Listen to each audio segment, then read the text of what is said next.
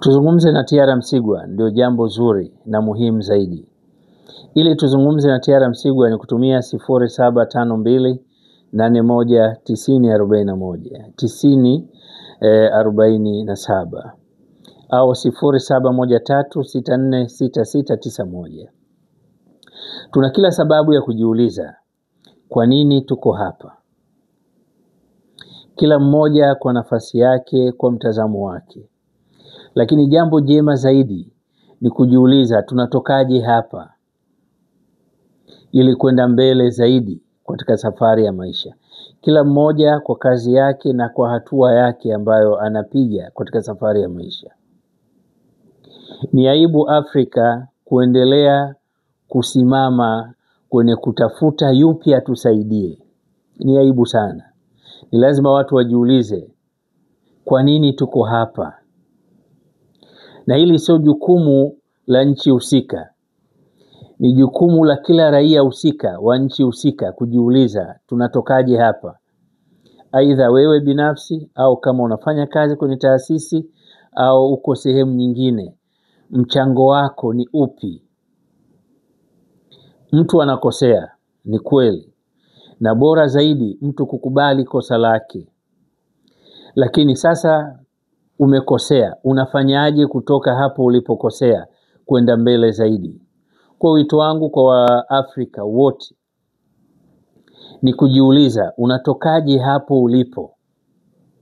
Unaachaje kuachana na tabia ya utegemezi? Yaani unajifunzaje, unasimamaje, unawezaje kuishi bila kutegemea? Kutegemea kuna tafsiri pana. Angalau kwa 90% unajitegemea au nchi yako inajitegemea kwenye bajeti yake. Hili ni swala la kujiuliza kila raia wa taifa husika. Lakini tukishindwa kujiuliza, tutaendelea kuwa wenzetu wanatafakari vyema, wanakusanya vyema, kilichobaki wanatusaidia. Na wanapotusaidia, tunapopokea, ni lazima na tupokee na mitazamo yao na mawazo yao, kwa sababu mtazamo wetu na mawazo yetu imekuwa ni ngumu kutunasua kutoka tulipokuwepo na kwenda mbele zaidi. Kwa hiyo kuna kila sababu kwa mtazamo wangu wa kutizama kwa jicho pana elimu zinazozalishwa kwenye vyuo vingi. Kuzitazama kwa jicho pana elimu zinazozalishwa kwenye vyuo vingi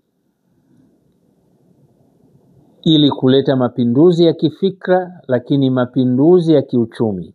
Kubwa zaidi kulitatua au kutatua matatizo yanayotukabili kwenye safari ya maisha yetu.